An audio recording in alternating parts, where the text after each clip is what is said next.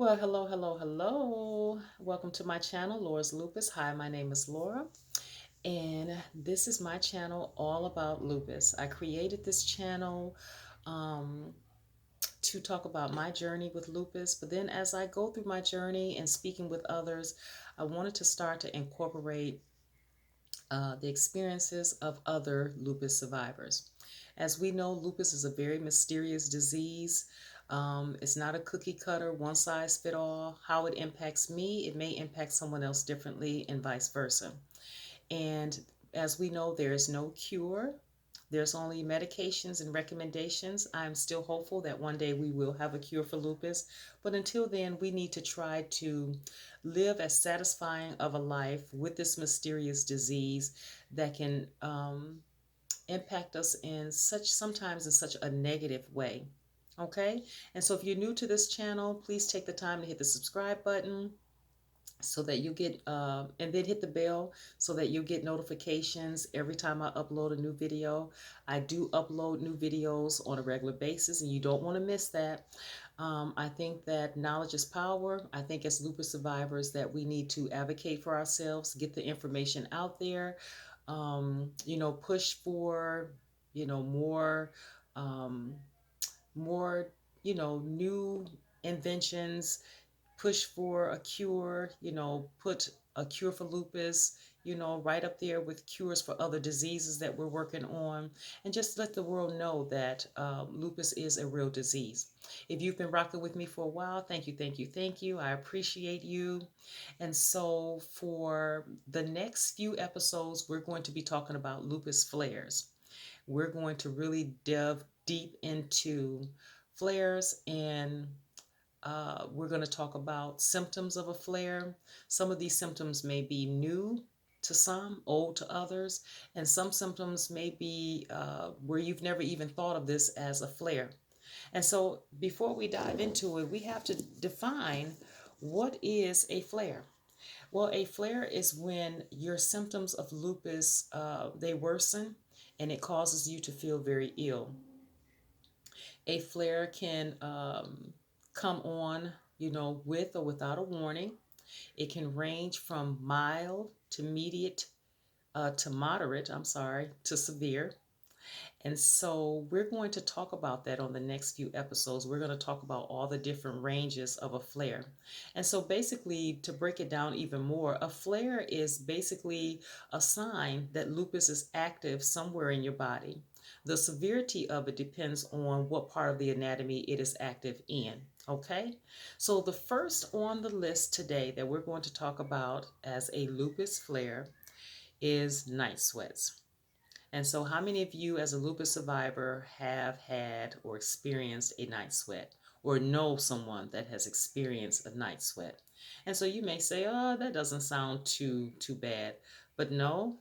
As we discuss this further today, you will learn exactly how negatively of an impact that a night sweat can have on a person. And just for clarity, a night sweat and hot flashes. Night sweats and hot flashes are two different things. A hot flash is reserved for a female that's going through menopause. A night sweat does not discriminate. A male or a female can have an experience with a night sweat. So, exactly what is a night sweat? Let me paint a picture for you.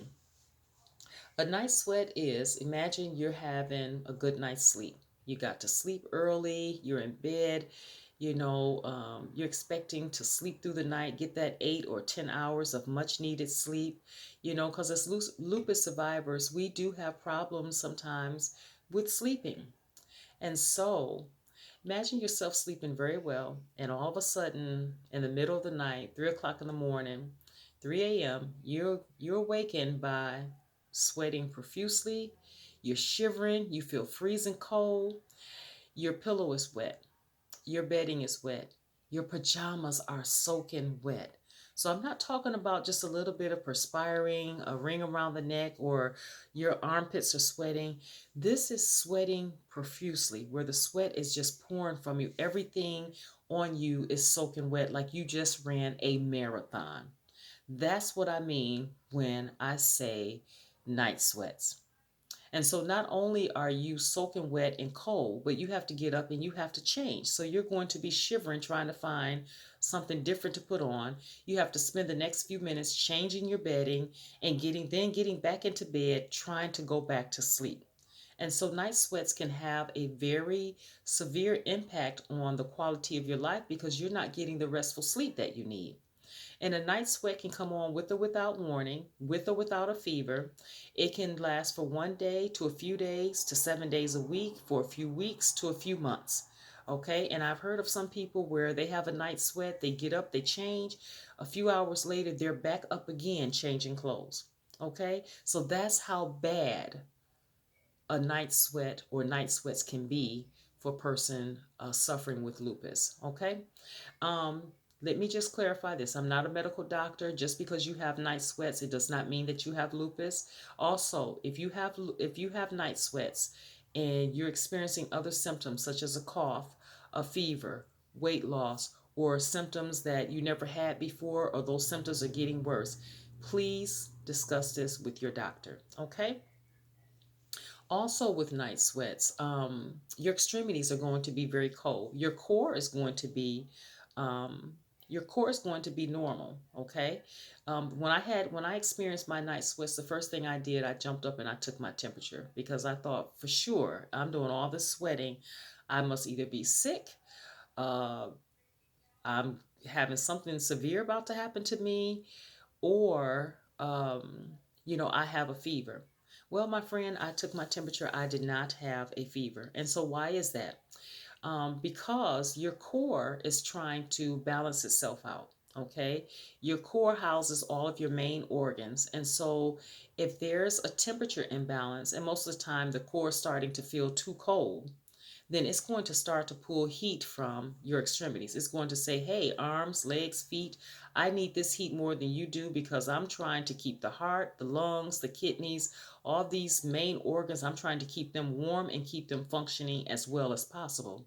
So the core is pulling heat from the extremities. So that's why you get the shivering and the cold, even though you're sweating profusely. Your core temperature is trying to balance itself out. And with lupus, we can have sensitivity to temperature changes, sensitivity to cold, sensitivity to heat, sensitivity to medication, sensitivity to food, sensitivity to noise, smells, sounds. So you can experience all kinds of sensitivities when you're a lupus survivor. And so the core is just trying to do its job. What are some of the causes of night sweats? Let's go and let's dig into that. Let's get a deeper understanding of what are some of the causes. Well, first on the list is dehydration. Well, what do they recommend if you are dehydrated? Sometimes we're dehydrated, we don't even know it. So, what they recommend is that you stay hydrated throughout the day by drinking, recommended water, sipping on water throughout the day so that you won't get dehydrated. Second cause of night sweats is, your room temperature. If your room temperature is too hot, you're going to experience night sweats. They recommend that a good sleeping room temperature, a bedroom temperature, is between 60 and 70. It's highly recommended that you keep your thermostat, keep the room temperature between 60 and 65. And so that's a recommendation. Also, when it comes to a temperature, make sure that you're not sleeping in pajamas that are too heavy, flannel, fleece. Sleep in something light, breathable, something cotton. Um, if you have a few blankets on the bed, try sleeping with just one blanket on the bed or no blanket at all. I know for me, I like to be as warm and as cozy as possible, but with the night sweats, I'm kicking off the blankets and taking the sheets off anyway. I'm sleeping in light pajamas, so try some of these recommendations. A third reason for night sweats is that there's a drop in your blood pressure. Okay, so if you're on blood pressure medication, make sure that you're taking that on a regular basis. If it needs to be tweaked, talk with your doctor. A fourth reason for night sweats is that there's a change in your blood sugar levels for those that are diabetic or hypoglycemic, hyperglycemic. Make sure that you're keeping an eye on that throughout the day, making sure so that your blood sugar levels can stay within normal range. Um, Another reason for night sweats is that, maybe you ate a heavy meal before retiring, and while you're sleeping, your digestive system is working trying to digest this food. And so they recommend that you don't eat anything at least 2 hours prior to going to bed at night, because your body's resting, but your digestive system is still working.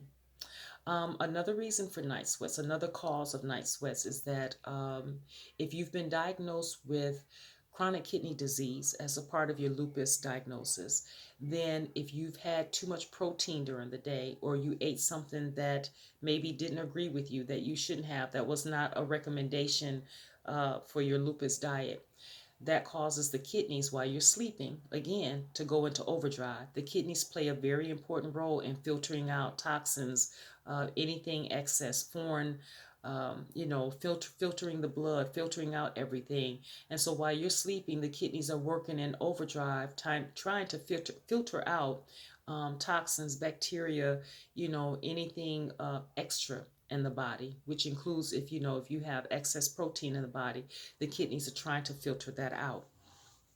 Another reason for night sweats is that we maybe do something that's causes physical exertion before you go to sleep. And so what they recommend is that you don't do any exercise a few hours before bedtime. A few minutes before bedtime, that's not the time to go take a run, get on the treadmill, or get on the exercise bike. So make sure that you form some sort of a ritual in which you can, have a relaxing ritual before bedtime. They also recommend that in order to keep your core balanced, to keep your blood pressure from dropping, that you take a warm bath or shower. That seems to help a lot before going to bed. And so I think that's all let me check my notes. I think that's all the information that I have. Oh, one more thing. If you have Raynaud syndrome as a part of your lupus diagnosis. Now, just because you have Raynaud's, it doesn't mean that you have lupus. But if that's a part of your symptoms, with your lupus diagnosis, Raynaud's, with the extremities being cold, okay, your extremities, especially your hands and your feet, with an episode of Raynaud's, it's going to change in color. And it's going to go from this flushed pink, which means that everything is okay, circulation is fine, because Raynaud's is a circulation issue. And it's going to go from the flushed pink to white to blue and then back to pink again. And this Raynaud's episode can last from a few seconds to a few minutes. So that also can happen at the same time that you're having a night sweat or experiencing night sweats, okay? So I think that's all the information that I have. Stay with me, because the next few episodes we're going to be talking about the symptoms of flares. Again, some may be new. To some people this may be old news, and to some people you may not have ever thought that what you were experiencing was actually a lupus flare in your body. Okay, and so this just goes to show you that how one symptom can set off other symptoms, and how it can have a negative impact on a lupus survivor.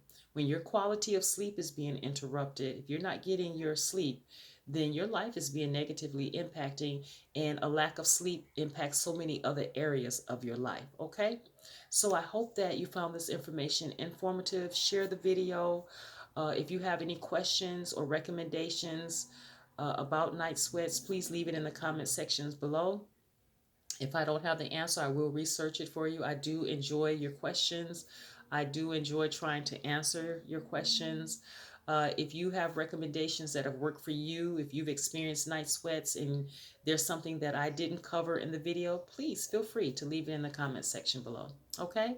And so I'm going to stop the video at this time. I'm going to conclude our episode on night sweats. Again, join me on the next ones, because we're going to be talking about, again, different types of flares, and you don't want to miss that. Um, Make sure that you remember this, as I always say, that there is life after lupus. Take care of yourself out there. Stay as safe and healthy as you can. And I'll be talking with you soon on the next video. Bye for now.